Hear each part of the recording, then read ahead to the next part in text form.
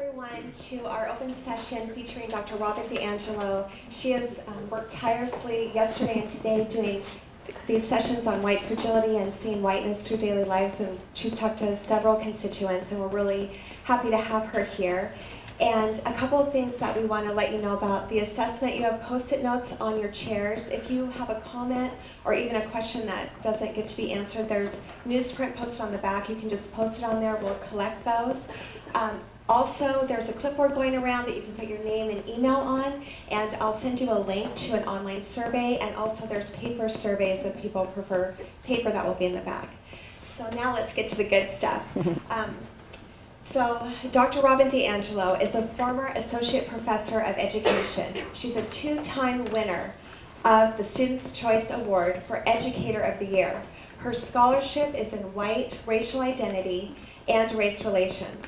In addition to her academic work, Dr. DiAngelo has extensive experience as a workplace consultant in issues of race relations and racial justice. She was appointed to co-design, develop, and deliver the City of Seattle's Race and Social Justice Initiative. She has numerous publications and just completed the second edition of her book, What Does It Mean to Be White? Developing White Racial Literacy.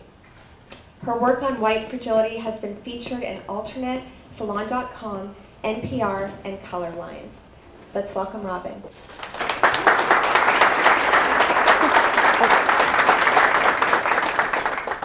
Okay, well, thank you so much. I think some of you were able to be there yesterday and some weren't. There'll be a little bit of overlap.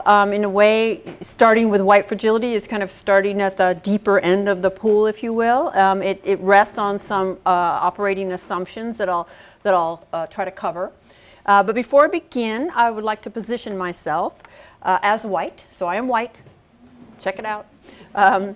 And I am speaking from the white perspective. I do have a white frame of reference, I have a white worldview, and I have a white experience. I'm always moving through this particular world and this particular society from that position, but I want to be really explicit that that is the position I'm speaking from today, and I'm primarily speaking to other white people. For as long as we've been studying race, we have tended to study them, and for as long as we've been doing that, they have said, why don't you look at yourselves? You are our problem. And finally, in the early 80s, late 90s, white scholars began to take up that call. And so that I'm going to put the lens on us. This can also be useful, however, for people of color, because I'm going to name and admit to things that white people will rarely ever name or admit to. That can help with the crazy making. And nobody gets good information on how race and racism works. You know, people of color from an early age have to figure it out, kind of have to know my reality as well as their own, where I don't have to know people of color's reality. But still, you may not, have a frame to really think about how all of this works. So hopefully it's useful for everybody. As an insider to whiteness, I do have some knowledge of it that people of color can't have. But if people of color have an awareness of whiteness I will never have. And what I'm able to say to you today is the result of two key things that I want to point out. One is the myriad brilliant and patient mentors of color who guided me and pushed me and got me to where I am. But also the very fact that I'm white is going to have you hear me differently. And that's the reality, is that people of color have been saying these things for a very long time, and it's very difficult for white folks to hear. And that we can hear it better when it's from another white person. That invokes the master's tools dilemma, which is Audre Lorde's beautiful quote that the master's tools will never dismantle the master's house. So how do you challenge a system using the tools of the system? And I want to acknowledge that as I stand up here with some authority and expertise on whiteness, I am also simultaneously reinforcing whiteness. I don't know any way out of that. To not speak truth to power, for me, is to really be white. So I'm not doing that. But I do recognize that it's a little bit of a both and. And so when I do a talk, although I'm going to ask you to hold any questions or comments to the end, I do invite people of color to challenge me, hold me accountable, deepen my analysis if you choose to do that. I don't invite white people to do that. What I invite white people to do is reach for humility. Because I'm going to say a couple provocative things today. Here, let's be the first. I've never met a white person. I've never met anybody without an opinion on racism. Have you?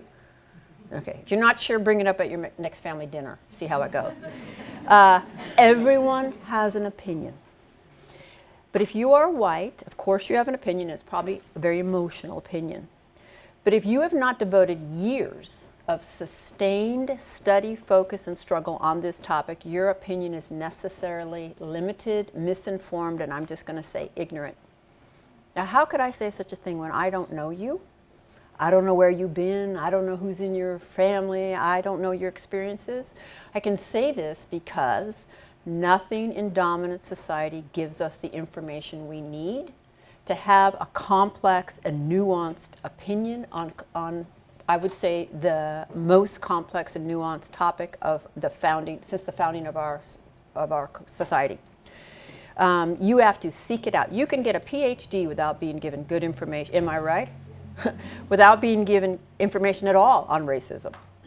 And so that's where I draw my comfort in making such a claim. I'm also a sociologist. We're real comfortable with speaking in generalities because we study patterns. But just, again, try to grapple, reach for humility, no matter where you are, kind of let yourself get stretched. I do want to take a moment to acknowledge the land that we stand upon and the indigenous peoples whose land this is. I think it would be remiss to have a talk about racism without acknowledging. I think a fundamental ability to challenge racism is to understand how we came to be standing where we are in this particular moment. And by the way, the Duwamish, which is the land, I'm from Seattle, so that's the group that is in that Seattle area, has yet to be, they are still struggling to be federally recognized. And of course, with federal recognition comes rights, and they have yet to be granted that. And if you're interested in supporting their struggle, there's certainly forms for you to do that. So by every measure across every institution in our society, racial inequity persists. And yet, most white people will claim that race really has no meaning. And so the central question that drives my work is, what does it mean to be white in a society that proclaims race has no meaning and yet is profoundly separate and unequal by race, right? How do we pull that off? We've pulled it off in different ways across different eras.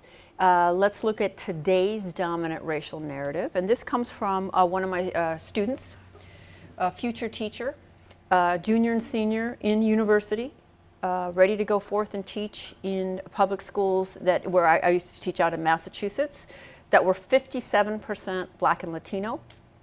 And we were in a 98% white teacher education program that was 10 miles away. And first day of class, I'd have them write me an essay, anonymous essay on how, what messages they've gotten about race and how it shaped their life. This is representative of the hundreds that I have. My neighborhood growing up was not racially diverse at all. Every family in my neighborhood was also Caucasian. Throughout my time in school, I've continually been taught that skin does not matter. Do you recognize that narrative? Okay. This is the dominant narrative. This is the young people that are less racist than the old people. By the way, I do not believe that young people are less racist. It just looks different. Looks like that. And there's a major contradiction right here in this 3 sentences, which, by the way, was all that student could be bothered to write, future teacher, which is if race doesn't matter, why are we so separate? And a question that comes up for me is, how do we get taught that skin doesn't matter in segregation? I would argue we weren't taught that skin doesn't matter. We were told, but we weren't taught that.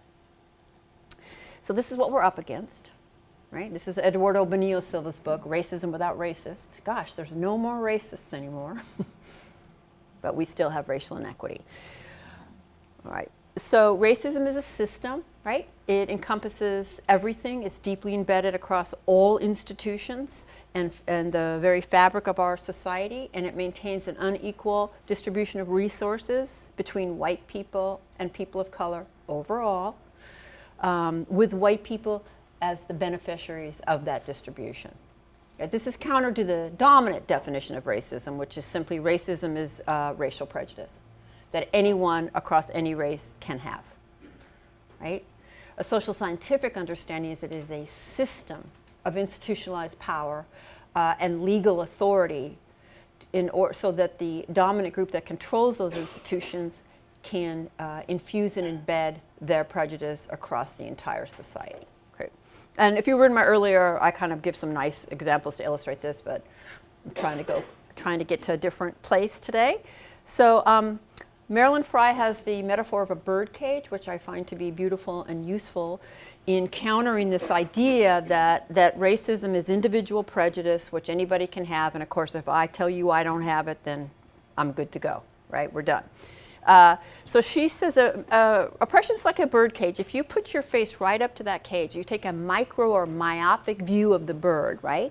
You're not going to see the bars at all, right? Just maybe a little bit in your peripheral vision. And you're gonna say, what's the problem, right? The little door is open. Why doesn't the bird just fly away, right? Why don't they just do this, that, or the other thing? Because again, micro myopic view. But if you step back, you'll begin to see these bars, and then these bars, and then these bars, and you begin to see an interlocking web or network of barriers.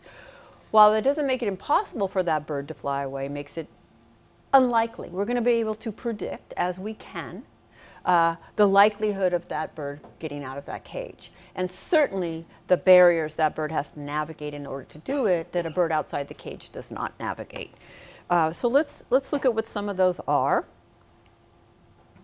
Our institutions, our ideology, our history, our culture, daily microaggressions, daily threats of violence, internalized oppression, rewards for conformity, isolation, invisibility, the burden of representation, unacknowledged historical trauma, to name a few. And I think any student, faculty, or administrator, staff member of color on this campus can probably relate to isolation, burden of representation, rewards for conformity. Okay. So essentially the psychic load of race is being carried by people of color, right? So I think that the most brilliant adaptation of racism post-civil rights is that you make racism bad, which seems like a positive thing, right? Oh, racism's now bad. It didn't used to be bad for white people to be racist. And yet it functions fantastically to make it virtually impossible to talk to white people about racism, to talk to white people about the inevitable and often unaware racist patterns, perspectives, investments that we have as a result of being born and developed in this culture, in this water, right? And so to be racist and to be a good moral person becomes mutually exclusive. And then I'm going to put all my energy into defending and establishing that I am not racist. Anybody seen this pattern? Okay. If you think about any frustration you've ever had trying to talk about racism with a white person, it's probably rooted in this binary. So we can fill it in. That's our racist, not racist, went to Fairhaven, is a vegan, when they graduate going to move to Portland. All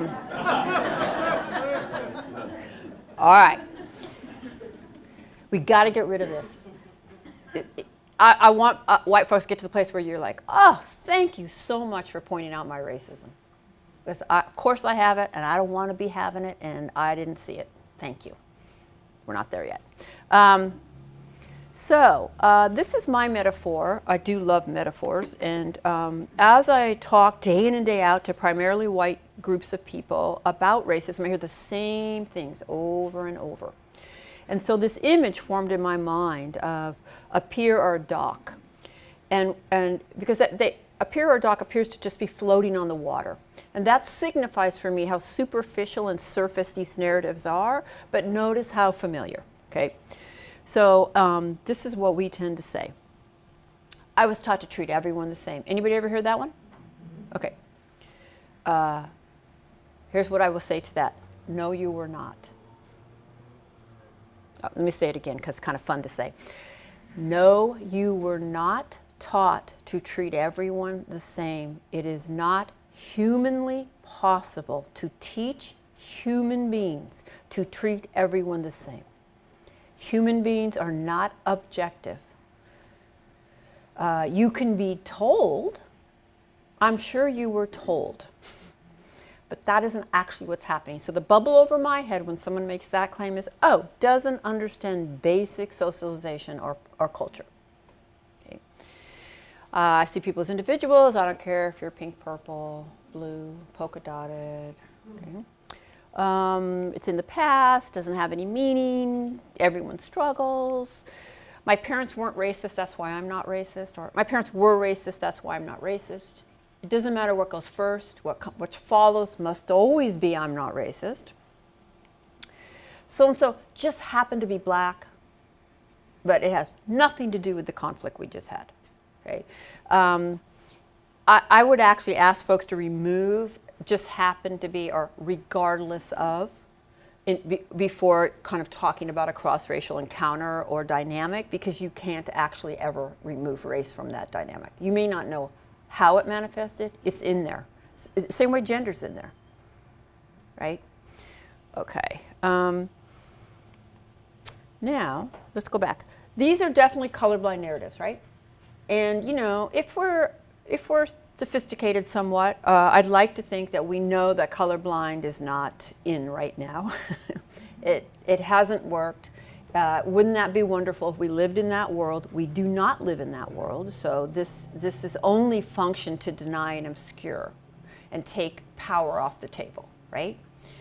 So we don't tend to, the people I hang around with don't tend to say this, but I'll get us to, right? So what do we say? What do us Northwest, co-op shopping, Prius driving liberals say? Well, we say things like this. Oh, I work in a very diverse environment. I have people of color in my family. So let me just ask you, how many of you in a conversation with a white person have heard some version of that? Okay, so look at this. See how familiar this is, right? So let's unpack it, right? Because this is part of what being able to kind of change the conditioning is to be able to kind of go below the surface. So someone who makes these claims in a conversation of racism, a white person who does this, is basically giving you their evidence, right? This is my evidence. What is it my evidence of in my mind? I'm not racist, right? I'm trying to tell you, look, I'm not racist. I work in a very diverse environment. In fact, I used to live in New York. I'm not racist. You know what I like to say? Oh my God, you walked by people of color down the street in New York and you did not lose your shit. You are incredible. But I've heard it all, right? This is my evidence. So if that's my evidence, what is my definition of racism?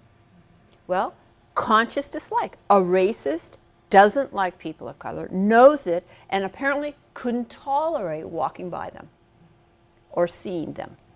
Now, that's kind of ridiculous when we really look at it, right? But I bet you most of the people in this room who are white have said some version of this, right? So kind of try to keep connected to it. And I assure you that even a white person with conscious dislike of people of color could indeed walk by them calmly and could work near them, okay? And let's look at I have people of color in my family for a minute, because that one's a little harder. Clearly, it is a powerful interruption to the segregation that we're conditioned into. This does not free your relationship from racism. You're going to have racial dynamics between you. You're going to have different experiences out in the world alone and together. This would be like saying, I'm married to a man, and he loves me. And the moment he fell in love with me, his sexism disappeared. He couldn't possibly have any sexism because he loves me. Would you go with me on that one? No. There's never any gender frustration between us. That's so obvious, right? But when it comes to racism, we use this as our evidence that we have none, okay? What else we got? Children are so much more open. This romanticization of the younger generation. They may be born innocent of race, but there's really good research that by age 3 and 4, most children know the racial order. What is the racial order? It's better to be white. Children know that. They learn to hide it. But this romanticization of them is not helping us prepare them to cope with that message, right? I already know all this. Let's go back to I already know all this. This is kind of one I hear a lot in academia. So let me just tell you, when someone says that to me, the bubble over my head is, oh, well, no, you don't, or you would never say that to me. The arrogance of that is kind of amazing, because you don't understand that it's lifelong. You will never be finished with your learning. The complacency of that is really, really problematic, right? I have expertise in this topic. I am not an expert. I will never be free, and I will never be done. And there's no moment of an opportunity to learn more and engage more that I would not seize. So knock that off, okay? We don't like how white our neighborhood is, but we had to move here for the schools. Okay, so these are our kind of celebrate diversity narratives. And we can see that they're all predicated on a premise that racism is about individual kind of relations, right? And rather than a system that has been profoundly and deeply internalized. Okay. So in getting kind of figuring out how we pull off those narratives in the face of so much segregation, and I do actually find it easier to give a talk like this on a campus like this, because you cannot deny that you live, love, play, worship in segregation in this community. How do we pull off those narratives in the face of so much inequity? So that's what I want to map out, and then what are the patterns that lead us to respond so poorly when this is all challenged, okay? So I want you to think for a minute about how racially diverse your neighborhood or neighborhoods were growing up, and what messages we get about race from our neighborhoods. And if we were in a smaller group, we'd do it as an exercise, but let me just say, the pattern across this nation is if you're white, you most likely grew up in racial segregation. Racial segregation that was called good. And that was chosen, by the way. And if you are white and you didn't grow up in racial segregation, you were either in a process of gentrification or you were urban and poor or working class. And you're no longer in those neighborhoods because upward mobility would take you away, which you knew, and you probably didn't maintain those relationships. Okay? And the messages that we get many, many, many messages from living in segregation. One, that it's normal, that it's natural, that it's preferable, that we're fortunate, that we're lucky. We learn to associate black and brown spaces with danger, with sketchiness, to avoid, right? I could think of a few more, but this also I think is lifelong, is to keep teasing out, what does it mean to say everyone's equal but to live separate, right? And then I want you to think about your teachers. When's the first time you had a teacher of the same race or races, if you're multiracial, as you? How often? When's the first time you had a teacher of a different race? If you are white, the answer to these questions across this nation is, rarely, if ever, have I not seen myself reflected in the front of that room. And if you are a person of color, your answer is, rarely, if ever, did I see myself reflected in the front of that room. And that we could get graduate degrees and have the answer be, if I'm white, I've never not had a teacher of my own race, right? And this is also really, really powerful. I'll just share it the way a friend of mine puts it. Pretty much all of us have been taught by white people who've been taught by white people who've been taught by white people who've been taught by white people who've been taught by white people using textbooks written for, by, and about white people. I'm wanting you to get the weight of whiteness and the depth, and to get us beyond, I don't tell jokes and I smile at so-and-so, okay? And these teachers, and by the way, the teaching force is 83 to 93% white nationwide. It is getting whiter, not less. And schools are almost back to pre-Brown versus Board of Education levels of segregation. And these white teachers are no more or less racist than any other group of white people, but they're in a powerful position. Because where are we left to get our understandings of people of color, given that we live in segregation and that we learn from people who've also lived in segregation? We get them from profoundly problematic sources, right? But now I'm in the position to determine who's smart, who's well-behaved, who should be punished for what, and what we have is the school-to-prison pipeline. And it's empirically measured, the disparity in those assessments. And that is one thread in one institution.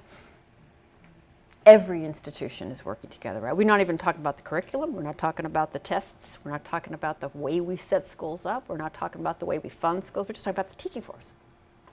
Okay.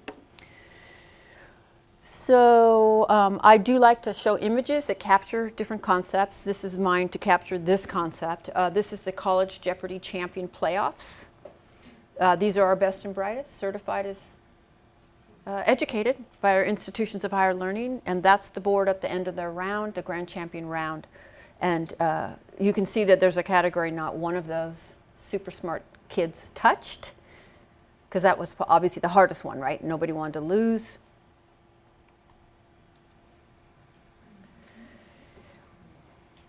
I'll let it speak for itself. I do believe the further we are from our history, the further we'll be from understanding and challenging racism. This is a crisis. Okay. So Joe Fagan is a sociologist. I love his work. He talks about the white racial frame, which is similar to the pillars that are propping up my dock. Kind of think about it that way. It's a deeply internalized framework through which whites make racial meaning. I'm hoping I'm trying to show you big fundamental pieces of that frame that kind of lead us to have the worldviews we have. And that includes basically everything, and that is passed down and reinforced across the society in the position whites as inherently superior, right? So I'm just going to grab some images that I think capture that, and keep in mind that there are millions of images circulating around us all the time. And they're decipherable to us because they connect and cohere to those that have gone before, right? So these images don't stand alone. And you don't need to read Vogue for that to be operating on you. It takes just a second. So what does it mean to be white? Well, it means to belong. Relentlessly to belong. To belong in any space deemed normal, neutral, or valuable. That faculty meeting, I belong. That church service, that block party, dealing with my daughter's teachers, her camp counselors, that wedding. How many of you have been to a wedding? If it wasn't all white, it was pretty darn close. Belonging. And don't ever underestimate the power. It's in my bones. It's in my posture. It's in what I reach for. It's in what I care about, right? Belonging. And everything I'm going to say here could not be said by a person of color in this society. Okay? I'm represented in the government, U.S. Senate, 93% white, House of Representatives, 83, Supreme Court, 66. That says represented religion. I was raised Catholic. I don't know there's a more powerful image than God. And that's what I saw when I looked up. There's God creating man, right? There's Jesus, the Blessed Mother, the Virgin Child, right? And as a child, I didn't look up and think about God as white. I didn't have to. I've never had to. That's that relentless reflection. Whites are the norm for humanity. So, I'm no particular kind of person. I'm just a person, right? I'm not always labeled as my race in front. In trying to capture that, I found those. You've all seen those in your classes. Here's a close-up. Even with their skin off, they're white. Yeah, you can't see, but blue eyes, There's Adam and Eve, the first human beings. The first human beings came out of the continent of Africa. Constant messages, it's better to be white.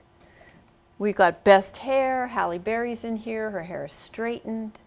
What a powerful message, eh? World's most beautiful woman. Sexiest man alive. Really? Seriously? Okay, we're in trouble. When they put Adam Levine one year as the sexiest man alive, I was done. Okay? I cannot stand that arrogant asshole. Okay, but nonetheless, wow, alive, right? Good Housekeeping has the 7th highest circulation in the US. This is 60 different covers of Esquire magazine. This little girl is a supermodel, and she has been dubbed world's most beautiful girl. I'm going to repeat, no one misses the message. It's better to be white. This is on a website right now. What would a scientifically perfect face look like? And I don't know if I put the next one in. I will apologize for it. No, I took it out. It ran in 2011 Psychology Today. Why are black women less attractive than other women? That's the headline of the article, as if this was a scientific fact, right? I was racially affirmed throughout my childhood, and I'm using images from today so that we can't deny that it's my generation.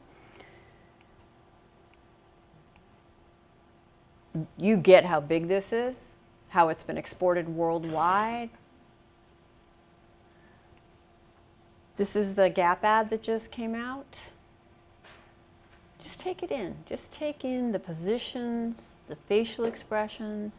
If you were in my earlier presentation, I could just show you so many of these, right? Oh, we got the boys because childhood's so gendered. Those who write and direct film are our cultural narrators. I actually don't know anymore that we can think or dream or fantasize outside of media or film. They shape all of our ideas about romance, sexuality, friendship, normalcy, family, conflict, right? And the tropes in films go over and over.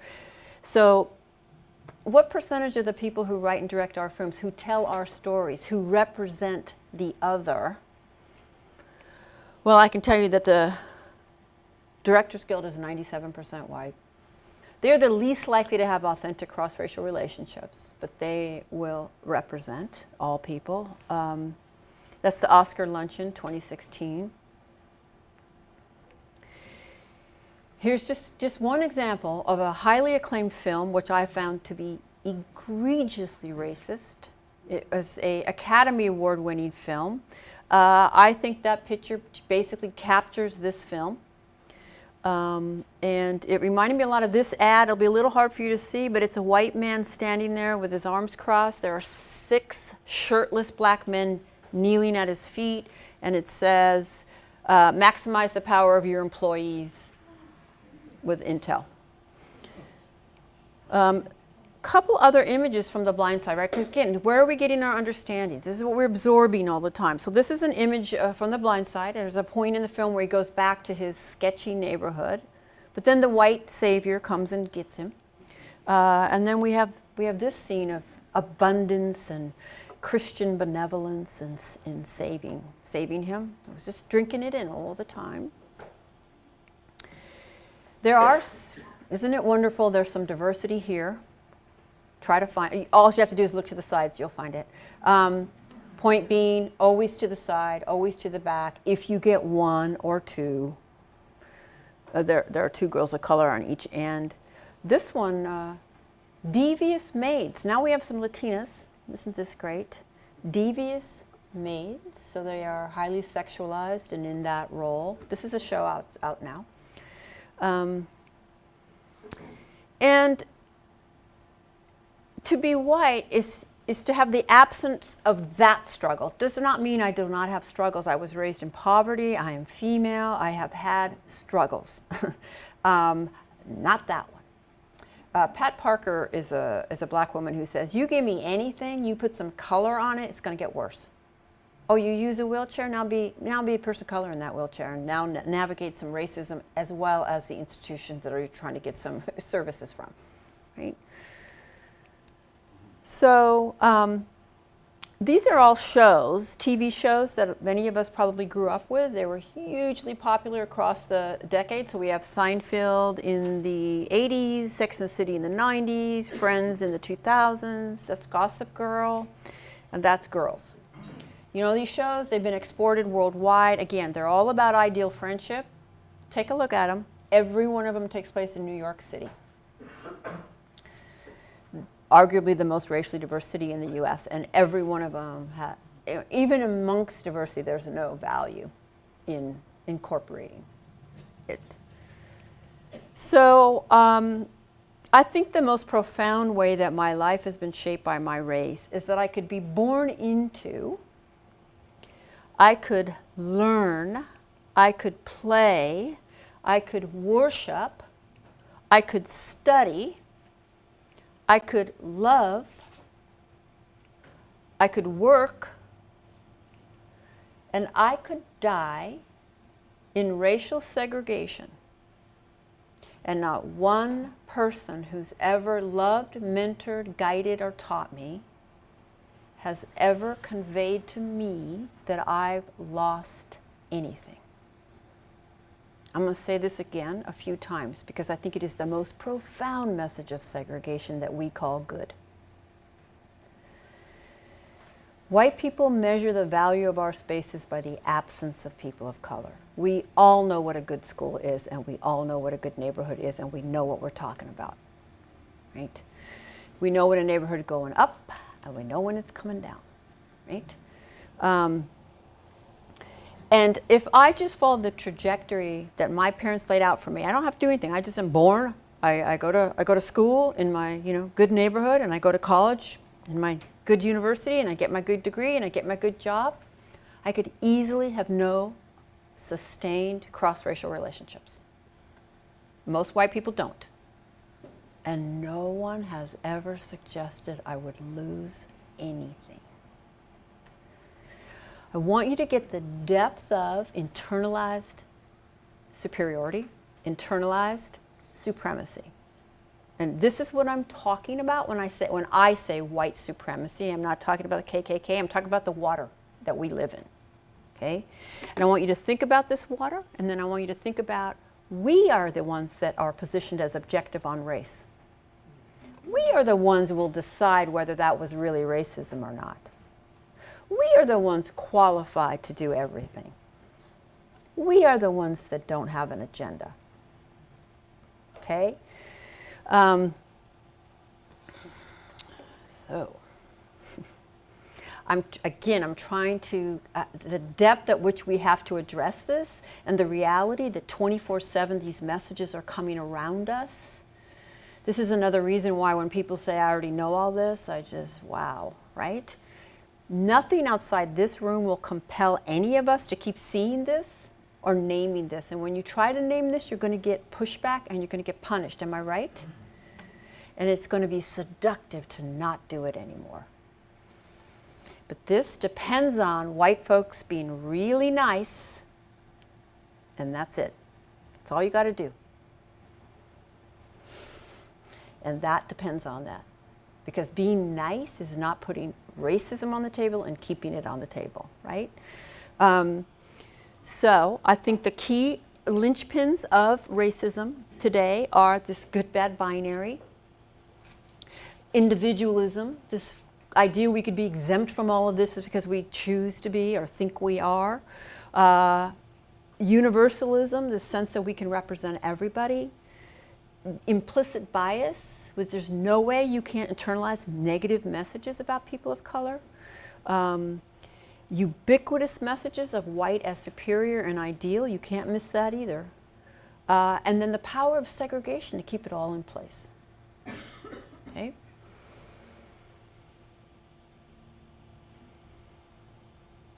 So, this sets up some patterns. This sets up some patterns in us, right? What are they? Preference for segregation and lack of a sense of loss. You know, what is the fundamental message of segregation? There's no inherent value in the perspectives or experiences of people of color. That's the message. And so you see it coming out when we respond to the perspectives of people of color, if we are in the rare position of being able to get those, right? Lack of understanding what racism is, seeing ourselves as individuals, not understanding we bring our group's history with us. History matters. No, I won't grant you the benefit of the doubt. Why don't you earn my trust? Cross race, right? Assuming everyone is having our experience. What a lovely, welcoming community Bellingham is. I'll just leave it at that. From whose perspective, right? I feel like I need to say that I think the most hostile, toxic environment for people of color day in and day out is unexamined whiteness. All of this socialization sets us up to be a certain way around race that makes it really, really hard on people of color. Apathetic, defensive, scared, guilty, right? Lack of humility, unwillingness to listen, lack of an authentic interest in people of color's perspectives. And we like them if they affirm us, but if they challenge us, we don't want them. Inability to sustain long-term relationships with people of color. Believing we can be exempt from all of this because we've got good intentions or we marched in the 60s. I have to take that one on. I'm at a point in my life where I don't know that I've ever met anyone my age who didn't march in the 60s. Have you ever met anyone who didn't march in the 60s? And how incredible, right? I mean, you march in the 60s and you get a certificate that's good for 50 years. You know, you walked alongside some people of color and it doesn't have to be recertified. There's no new test. There's been no evolution in our... That'd be like being a feminist from the 60s and then saying, oh, I know all about feminism and trying to engage with someone who does gender studies. There's evolution in our understanding, wanting to jump over the hard personal work and get to solutions, right? Confusing not agreeing with not understanding. In our arrogance, we will just insist, no, I disagree. No, how about you just own that you don't understand? You're not really in a position to agree or disagree. Need to maintain white solidarity, save face, look good, look down, look cool. Unfortunately, the very things we often think are having us be looking like that, right? When somebody says, I already know all this, they probably think that's not how I see them, right? We're the least qualified to assess whether we understand this, which, by the way, is why I do not call myself an ally. And I do not call myself an anti-racist. That is for people of color to decide if in any given moment I am behaving in anti-racist ways. That is not my place to decide. And it's never done. And that keeps me humble and it keeps me accountable. And it reminds me that it's to be demonstrated, right? And it's not, and I'll mess up. Guilt, which paralyzes or is an excuse for inaction. Defensiveness, and a focus on intentions over impact. Have you all seen these patterns? All right.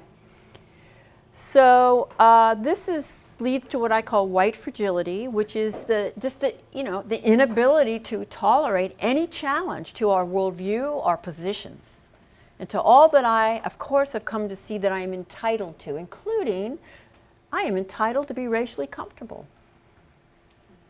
And if I'm not racially comfortable, you did something wrong. Of course, what I would say is, if I keep you comfortable, I did not do a good job. because the status quo is comfortable. I don't want to reinforce the status quo. But this just inability to like tolerate it, and it throws us off our racial equilibrium. And then we must get that equilibrium back, and we will do whatever it takes to get it back, right? So don't think of white fragility as weak. If I need to cry and look weak to get you to stop, I'll do it. But if I need to bully you, I'll do that too. Whatever it is I'm doing, I'm going to make sure, I'm going to make it so hard for you, you're not going to push me again. Has anybody ever seen that? Okay. So what are some of the triggers? What triggers white folks? And I'm hoping with kind of what that piece that I just showed you will make sense of why when these dynamics get challenged, we kind of lose it. So suggesting that our viewpoint comes from a racialized frame of reference. We don't like that. We don't like you to suggest that being white has any meaning, because that challenges objectivity, right? People of color talking directly about racism don't like that either, because we have taboos, right? We don't talk about this. People of color choosing not to protect our feelings and just coming right out and saying what they think or feel, that is a challenge to my expectations that you will keep me comfortable.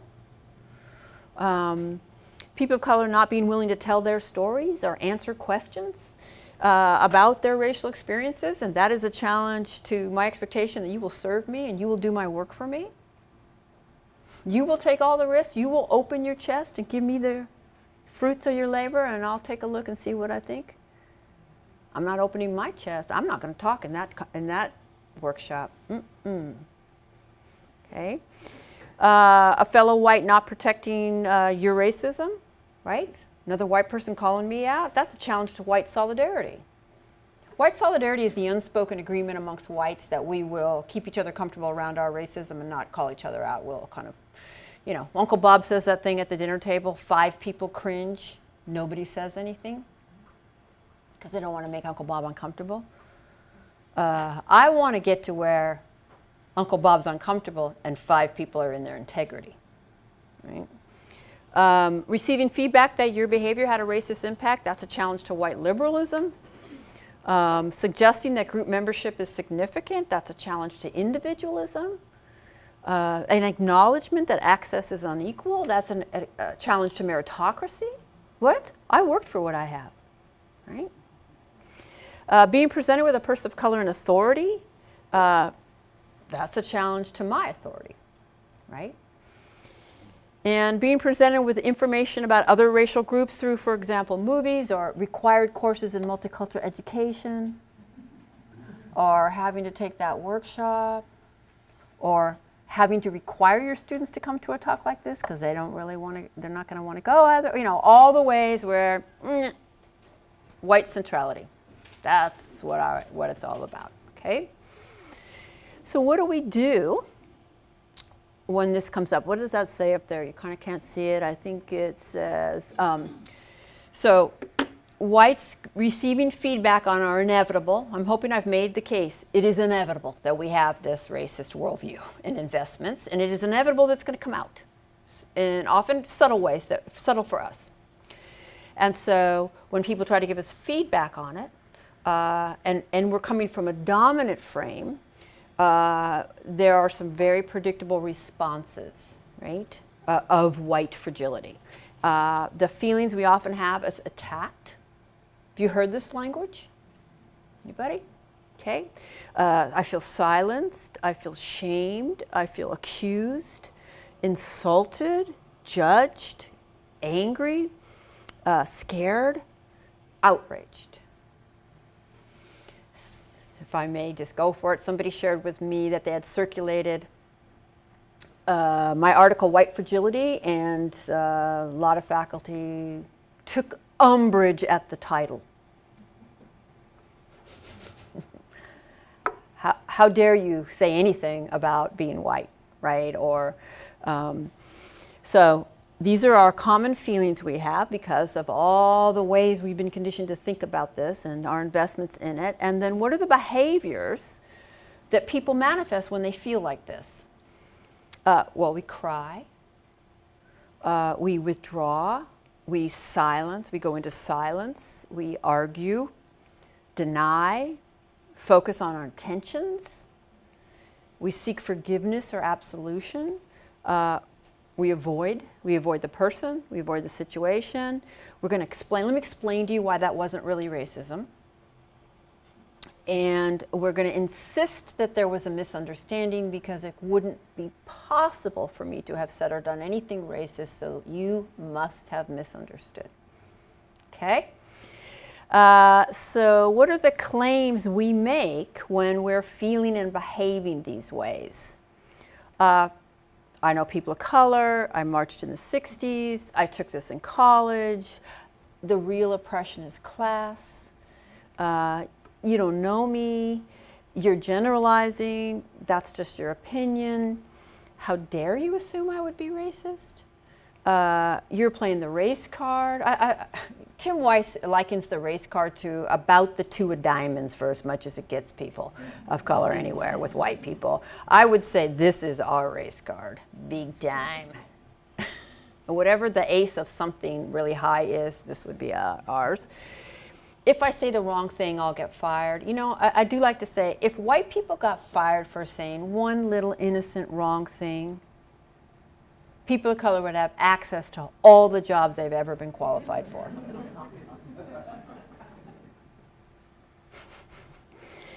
You make me feel guilty.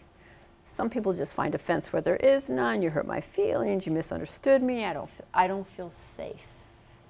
So this is what I like to ask white folks. What does safety mean from a position of social, historical, cultural, and institutional power and privilege? What is it you need to feel safe in a discussion of racism? This narrative, which is another very precious, right? As soon as I invoke individualism, you need to back off because, you know, individualism is very cherished. As soon as I invoke safety, well, that would be terrible to have someone feel unsafe. I think this narrative perverts the true direction of violence. No, you don't feel comfortable, but that's a little harder to own, isn't it? And get away with. I need to feel comfortable, right? No, you need to feel uncomfortable if you're going to challenge this thing, right? So I would really wish we would stop using safety in just referring to talking about race, right? The problem is your tone. That's the problem. And that's my other question for white folks. What are the rules for how people of color should give us feedback on our inevitable racism? And where do we get them? Where do we get those rules? And who do they serve? I say we need to build our capacity to bear witness to the pain of racism. We can handle it. Bring it on. There are no rules for how you tell me about the pain of racism and what I just did when I stomped on your foot. I know what it is to be oppressed. Okay, let me go back. All right, familiar? Okay. So if those are the claims and we go under the surface, these are the fundamental beliefs, really. I mean, if you think about it again, so these are all familiar to you. You might not have thought about it in terms of what are the beliefs that would inform those claims, but it's very worthy of us holding on to the fact that it's so familiar, right? So basically, as a white person, I will be the judge of whether racism has occurred. That's what I'm saying, right? My learning is finished. I know all I need to know. Don't need to hear your story. Racism can only be intentional. Not having intended it cancels it out. Don't want to hear about it anymore. I told you I didn't mean it. That's the end of it. White people who experience another form of oppression or have suffered cannot have racial privilege. If I'm a good person, I can't be racist. My unexamined perspective is equal to people of color's. I'm entitled to remain comfortable. As a white person, I know the best way to challenge racism, and you didn't do it right. If you knew me or understood me, you'd know I can't be racist.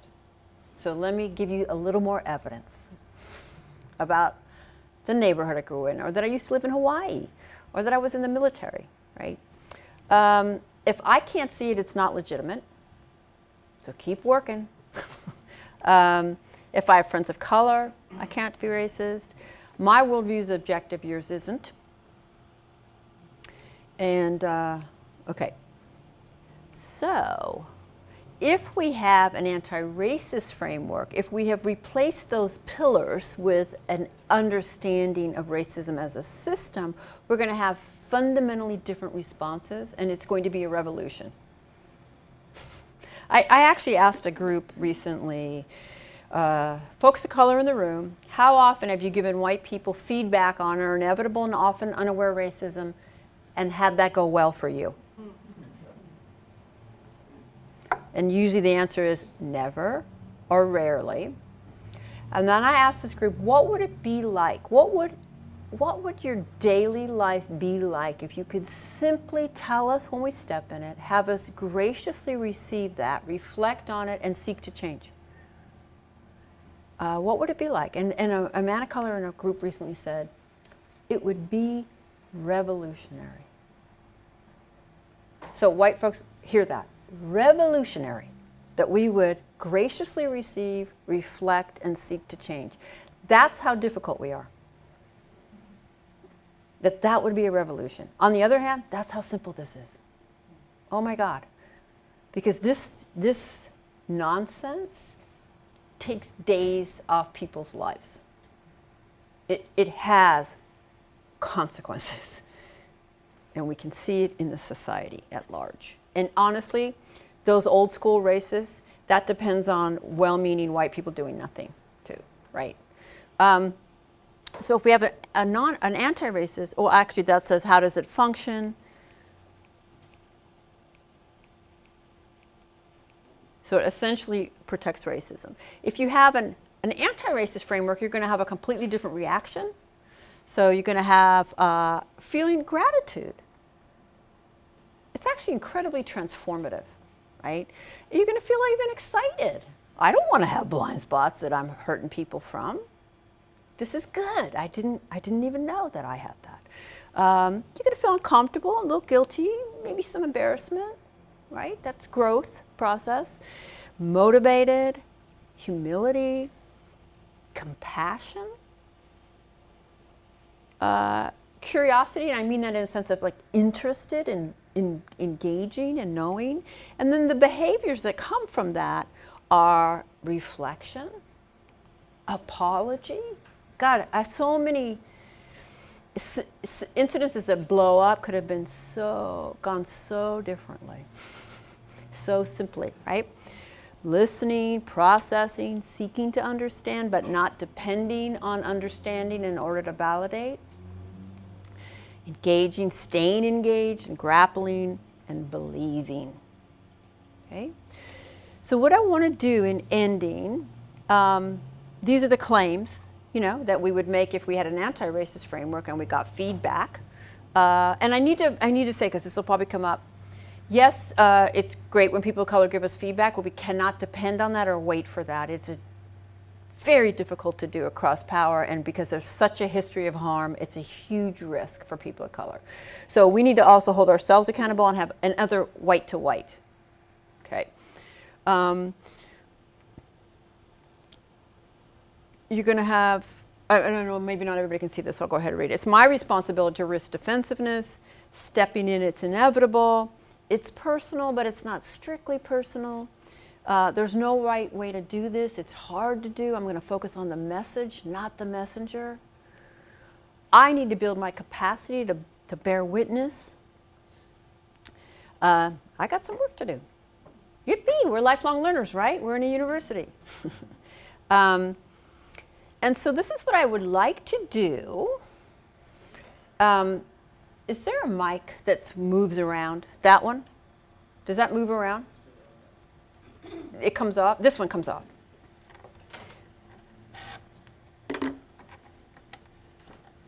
Is there some? There we go. There we go. Start with you. Don't worry, it'll be all right. You just have to read something.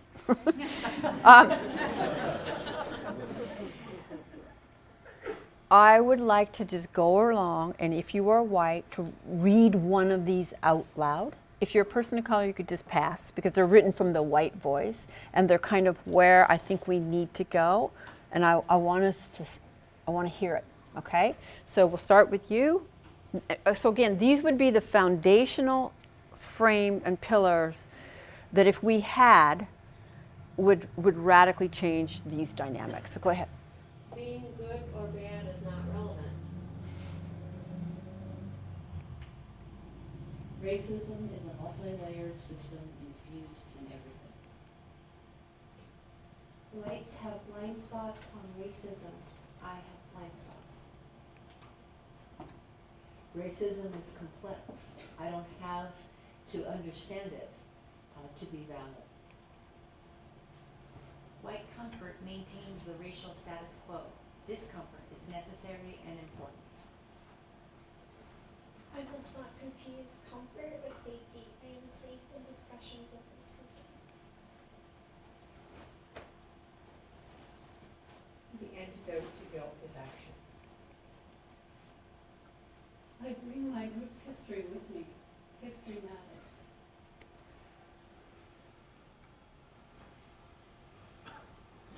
The question is not if, but how. Whites are unconsciously invested in racism. I am unconsciously invested in racism. Bias is implicit, unconscious. I don't expect to be aware of mine without a lot of ongoing effort. Feedback from people of color indicates that.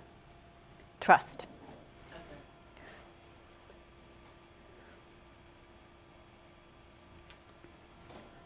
Yeah, you can come forward. Feedback on white racism is difficult to give. How I receive feedback is not as relevant as the feedback itself. And then why don't you hand it to her up here? Okay. It just gets easier to see if we start on this end. Can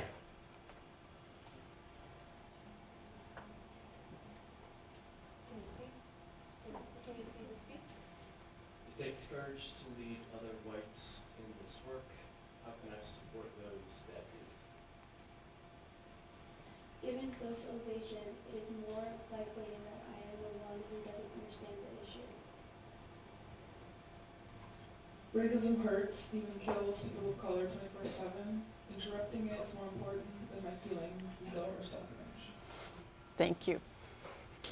Can you imagine if that was true? It's fake it till you make it. Okay, that's where we want to go. And while this is operating on the personal level, obviously, if you had that framework, it would be on the table in all your decisions. You would look at your policies and practices. You would change the institution. I do see these things as connected. It's not all interpersonal, right?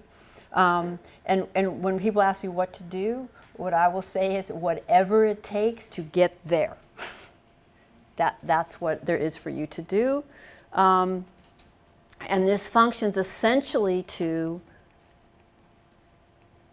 interrupt racism. Okay? So I'm just going to end there. I have a lot of handouts. I actually even have a handout that's like a two-sided of that whole feelings, behaviors, claims from a dominant, and then turn the other side and like this is what it could look like. And if you go to my website, just download it. So all that's there. I want to end, I mean, I feel like I have to be really intense and break through the denial. And so I also want to say that this is the most transformative work you could ever do. I hope it's clear to you that I am a very empowered person. I am not racked with guilt. This isn't about guilt. It's about responsibility. There is no neutral space. To do nothing is to collude. To really kind of figure out what you need to put into place to keep you there and focused and caring and pushing. It is to align your values with your practices, and you'll be able to sleep at night. So that's what I wish for you, and thank you so much. Yeah.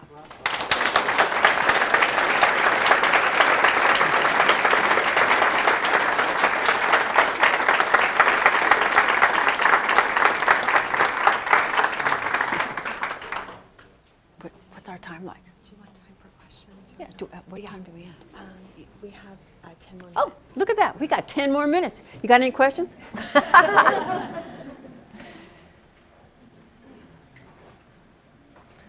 Well, that's your racism right there. No. I'm teasing. Hey, whatever. I'll use guilt if that works. Yeah, go ahead. Yep. I'm constantly, I have a daughter, so I'm constantly thinking about raising my child. How do you start talking about this? What are you going to matter? She's 4. Yeah. So the conversation's going to change as she gets older. Yeah. Well, and just do know that by 4, she's probably internalized some messages. There is, and this is hard when you're a parent, there is no free space, no space free of it. I always think about it as gender socialization. You may be just determined not to do the gender binary. Good luck dealing with your relatives and Target and, excuse me, I shouldn't say Target, they're funding this talk. A toy aisle in any generic store. Right, okay. Always and from the beginning in whatever way is most appropriate. And there are many, many resources for parents around that. Yeah, so I'll just leave that. Yeah. I just want to thank you because I feel like you approached this with a foundation. Oh. You provided us with a foundation to say, be curious, be open, admit you don't know this. And then, of course, presenting it so, I mean, we just can't deny it. That. And it's, Thank you so much. so I really appreciate the framework that you gave us, and it's a foundation for us to move forward in whatever issues come up. Yeah. So thank you. Well, yes, thank you. This hard. It's not as hard as it would be if I was a person of color, but it's still hard, and I appreciate that. And yes, this is designed to be undeniable. And yet, think about it. I didn't go with some deep research statistics or it's really also in front of us. I think one of the things that makes us so crazy making for people of color is we're kind of crazy made inside, right? So on the one hand, we really are taught not to see this. I'm sure people of color sometimes are like, I just don't believe white people don't see this. That's how I feel when men say, oh, I've never really thought about us living in patriarchy. And I'm just like, you're shitting me, right? How can you, what? Like, on the one hand, and the second hand is like, that terrifies me. How could you be a man and not know? Okay, so anyway, I had to do that for a minute there. But we really are taught not to see it. So it's a kind of willful ignorance and an aggressive ignorance, and we're given punishment in different ways when we try, but there does kind of get to be this obliviousness. And on the other hand, we know. We do know, right? But we can't admit it. We could never admit that because that would mean we were bad. And so this just makes us really difficult around this stuff. And so that's why I think it's really powerful to change those ideologies. But anyway, thank you very much. Oh, yeah. How would you, what advice would you give somebody who, as a white person, when you try to call another white person out, and you're met with anger? I have a really hard time I can't think straight anymore, and I get angry, and it's like, what? Yeah. Do you have any techniques or tips for that? In the more that you kind of work on your own stuff, there's always a relationship between your own kind of personal work and inner work and that. I think it's perfectly okay to come back later when you can think more clearly and say, can we talk about that? Right? Those kind of strategies is fine. Trying to always use yourself and point to yourself can help people so that even if they do become angry, it's like that, hey, I just said that for me, this is what I see or feel or think about. That can help and make it a little bit harder for them to get away with that anger when you haven't actually pointed a finger or anything. Sometimes I do it like this. I say, actually, no, that's an idea I have also had, but I've had the opportunity to talk to people of color and hear what that's like for them. And now I have a different understanding of it, and I see so-and-so's face, and I see the pain that belief has caused, and I just really can't validate that anymore, right? And so you just talked about yourself, but you've kind of gotten some teaching in there and kind of held a mirror a little bit without actually saying you just said something really racist. That's my best. And sometimes they're going to get angry. But have you ever been really defensive about something and then let it settle in? So, also just kind of hang in there, don't give up on them? Yeah.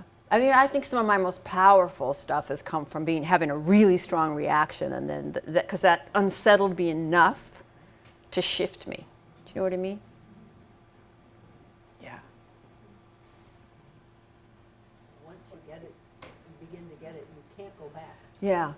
Yeah. You begin to get it. Yeah. I liked it. So she was saying once you see it, it's hard not to unsee it, and yet there's still a lot of forces, so you kind of have to keep. I'm hoping that your institution is working really hard at kind of infusing this. I think white affinity groups are really powerful. Do y'all know what those are? Where you, I attend those. I couldn't do this work if I wasn't looking at my own racism and collusion, and I need a place to do that, and all of that can kind of keep it on the table, because it is easy to kind of drift away.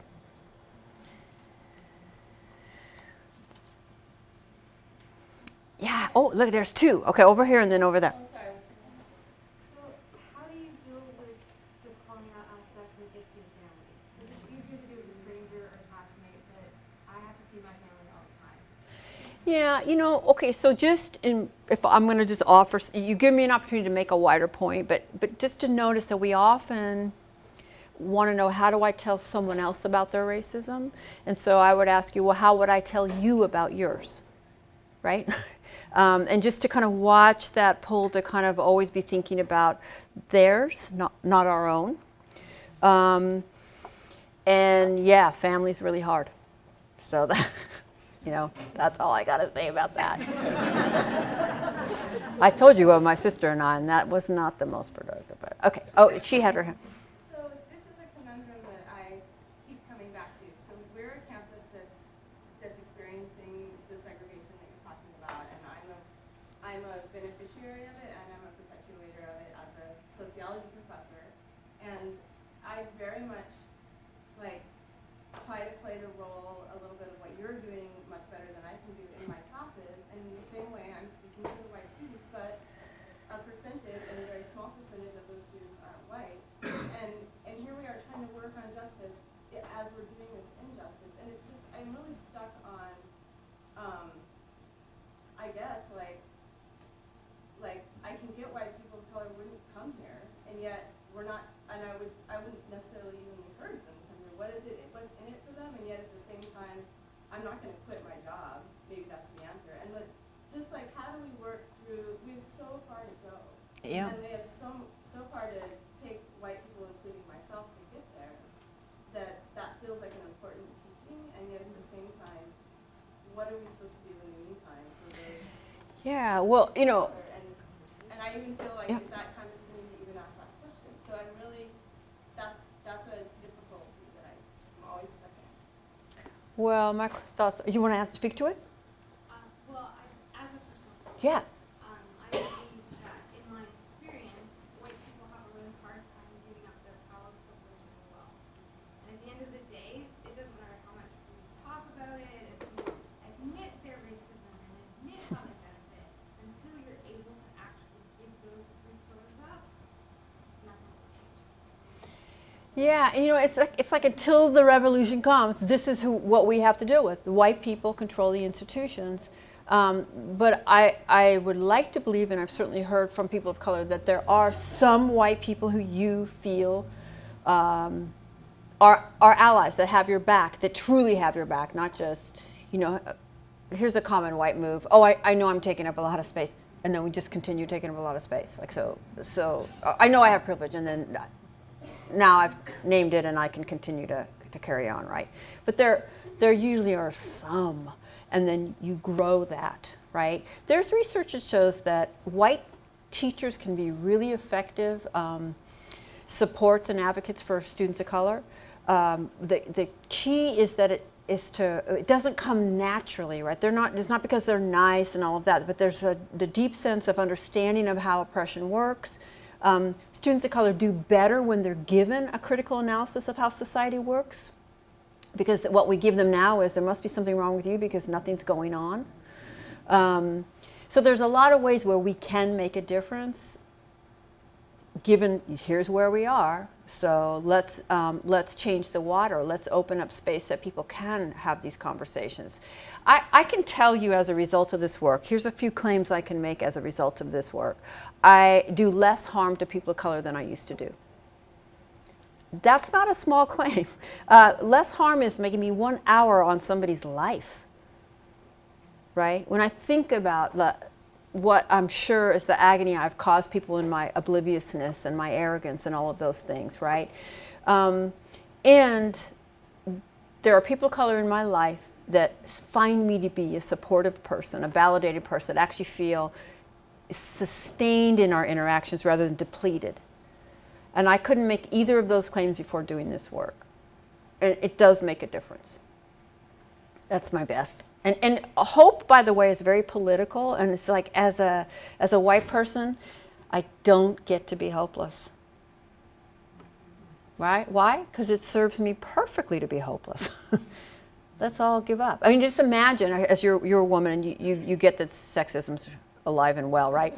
Just being in a room filled with men who go, damn, sexism's just hopeless. And you know what? We don't really feel safe talking about sexism. Would you feel frustrated with them? Would you see how, wow, that just serves you? So I have to resist that. And just keep struggling. I have a friend, a woman of color, said to me once, wow, you know, being a white person who's really trying on racism must be a little bit like a cat on a hot roof. There is nowhere you can step, but you're not going to step in it and get it wrong. And she said, thanks for being up on the roof, stay up on the roof. And just step all around and burn your feet and make a mess, but I want you on that roof, right? So I guess that's what I would offer.